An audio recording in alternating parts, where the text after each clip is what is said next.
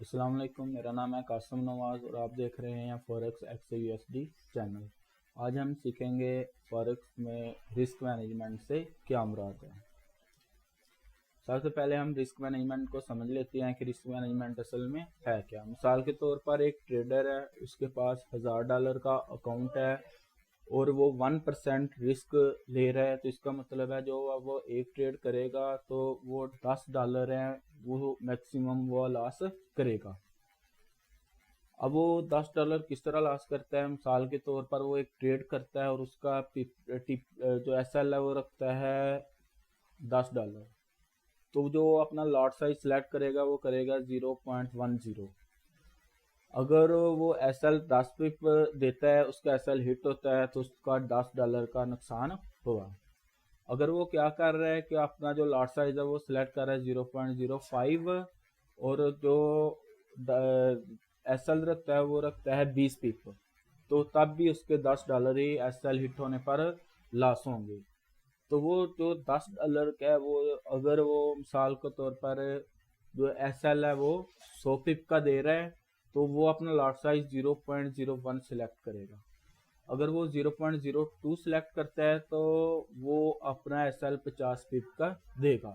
यानी 50 पिप अगर वो लॉट साइज 0.02 देता है तो 50 पिप का SL हिट होने पर उसके $10 ही जाएंगे।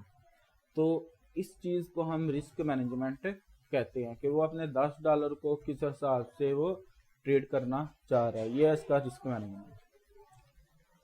करेंसी मार्केट में जो भी आप ट्रेड करते हैं वो उसमें किसी ना किसी सतह तक वो दो चार खतरे से दो चार होती है, क्योंकि इस फॉरेक्स मार्केट में कोई भी जो मेथड है, स्ट्रेटजी है, वो 100% नहीं है। तो इसलिए आपको अपने रिस्क को मैनेज करके इसमें चलना पड़ता है। रिस्क मैनेजमेंट के 3 अहम उसूल यहाँ पर बयान कर रहे हैं कि जो रूल फर्स्ट है वो ये है कि आपने 1 से 3% के ऊपर रिस्क इससे ज़्यादा नहीं लेना। यानी अगर $1000 का अकाउंट है, आपने SL उस हिट करवाना है, $10 का करवा लें या 20 का करवा लें या 30 का करवा लें। $40 का आप 1000 के अकाउंट का SL हिट ना करवाएं, ये रूल के खिलाफ हो जाएगा। यानी $1000 पर अगर एक ट्रेड पर आपने मैक्सिमम रिस्क लेना है तो 3% से ज़्यादा ना लें। दूसरा, अपने लॉट साइज को हमेशा अपने अकाउंट के मुताबिक ही ट्रेड करें। अगर आपका 1000 का अकाउंट है तो एक ट्रेड आपने ओपन करनी है तो 0.10 से ज़्यादा लॉट ना लें। अगर आपने 2 ट्रेड्स ओपन करनी है तो फिर आप क्या करें, 0.10 को 0.05 की 2 ट्रेड्स आप ओपन कर लें। तीसरा है रिस्क रिवार्ड रेशो, कि वो आपने कभी भी 1:1 से कम को नहीं रखनी। ऐसा नहीं है कि आप SL लगा रही हैं बड़े बड़े और TP लगा रही हैं छोटे छोटे, ये रूल के खिलाफ है। इसमें क्या है कि अगर आपका 10 पिप का SL है तो 10 पिप का ही आप TP लगाएं, या इससे भी बेहतर ये है कि 10 का आपका SL और 20 का TP लगाएं। ये एक ग्राफ आपको दिखा रही हैं, इसमें दिखा रही हैं कि अगर 1% रिस्क पर ये लाइन है, 2% रिस्क पर ये है, 10% रिस्क पर अगर किसी बंदे के 30 SL लगातार हिट हो रहे हैं और वो 1% रिस्क ले रहा है तो उसकी ड्रॉडाउन रेशियो बनेगी ये वाली। अगर किसी के 30 लगातार SL हिट होते हैं और वो 2% पर ट्रेड रिस्क ले रहा है तो उसकी जो सी है ये वाली ड्रॉडाउन की लाइन बनेगी। अगर कोई 10% रिस्क कर रहा है, उसके लगातार 30 SL हिट होते हैं तो उसकी ड्रॉडाउन वाली लाइन ये बनेगी। उसके बाद है कि जो है प्रोफेशनल ट्रेडर वो क्या करते हैं कि वो अपना जो इन्वेस्टमेंट है उसको बचा कर रखने पर तवज्जो देते हैं, और जो न्यू ट्रेडर होगा वो क्या करेगा कि वो प्रॉफिट बनाने की सोच के साथ हमेशा ट्रेड करेगा। दूसरे, अपनी रिस्क रिवार्ड की रेशो को कम से कम 1/2 सेट करें। यानी अगर आपने 20 पिप का SL देना है तो आपका TP 40 पिप का होना ही चाहिए।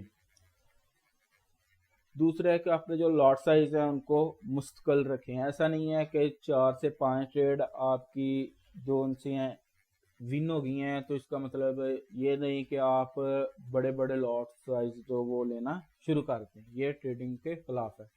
जैसे ही आप छोटे लॉट के साथ आपकी पोजीशनें विन होंगी तो जब आप बड़ा लॉट इस्तेमाल करेंगे तो वो आपके अकाउंट को ख़त्म कर देगा।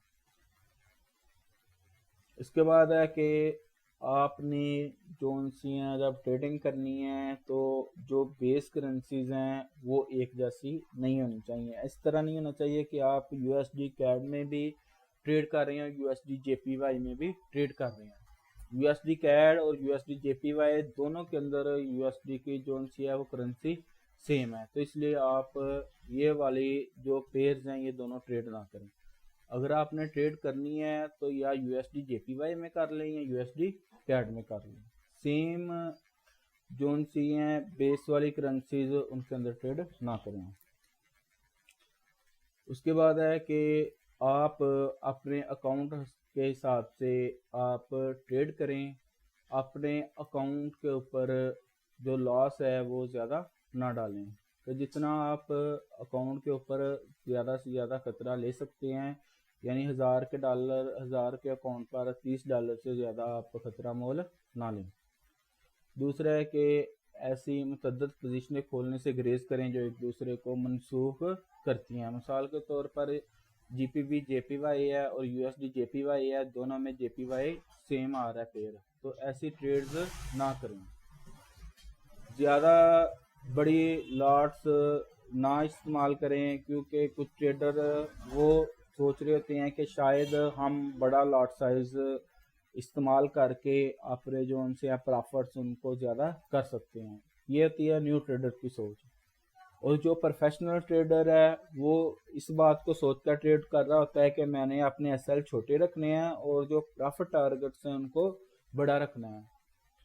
जो उनसे हैं न्यू ट्रेडर वो क्या करेगा, वो करेगा जब उसकी प्रॉफिट में ट्रेड आएगी तो वो उसको क्लोज कर देगा, और जब उसकी नुकसान में जाएगी ट्रेड तो उसको वो चलती ही रहने देगा टिल के अकाउंट वॉश ना हो जाए। जो प्रोफेशनल बंदा होगा वो कभी भी अपनी प्रॉफिट वाली ट्रेड को कट नहीं करेगा। वो क्या करेगा, वो अपना जो ट्रेलिंग है वो उसको ऊपर या नीचे मतलब करता जाएगा, यानी अपनी जो प्रॉफिट वाली ट्रेड है उसको वो ट्रेल करके अपने जो प्रॉफिट है उसको मैक्सिमाइज करेगा। ये हम देख लेते हैं कि रिस्क वार रेशो अगर 1:1 हो और 1:2 हो तो अगर 10 ट्रेड में से 4 विन होती हैं 6 लॉस होती हैं तो एट द रिजल्ट क्या बनता। एक बंदा है उसकी रेशो 1:1 है, दूसरा बंदा है उसकी रेशो जो रिस्क टू रिवार्ड रेशो है 1:2 है। दोनों के 6 एसएल हिट होते हैं और 4 टीपी हिट होते हैं। उन्होंने अपना प्रॉफिट जो स्टॉप लॉस टारगेट है वो 100 पिप रखा हुआ है। तो प्रॉफिट टारगेट है एक का 100 पिप है, तो दूसरे की जिसकी रिस्क रिवार्ड रेशो 1:2 है उसका टीपी बनेगा 200 पिप। दोनों के 6 एसएल हिट हुए, दोनों का लॉस बन गया 600 पिप। दोनों के 4 टीपी हिट हुए, पहले बंदे की रिस्क रिवार्ड रेशो 1:1 थी, उसका जो प्रॉफिट है वो 400 पिप बना, और जो दूसरा बंदा था उसकी जो टीपी थी 200 पिप का था तो उसके बन गए 800 पिप। तो नेट क्या हुआ, जिसके 4 टीपी हिट हुए हैं 1:1 के साथ वो -200 पिप लॉस में है, और जिसकी 1 रिस्क रिवार्ड रेशो थी 1:2 उसका क्या हुआ है कि वो 200 पिप प्रॉफिट में बैठा हुआ है। इसी तरह की वीडियोस देखने के लिए हमारे चैनल को लाइक करें, सब्सक्राइब करें, शेयर करें। अल्लाह हाफिज़।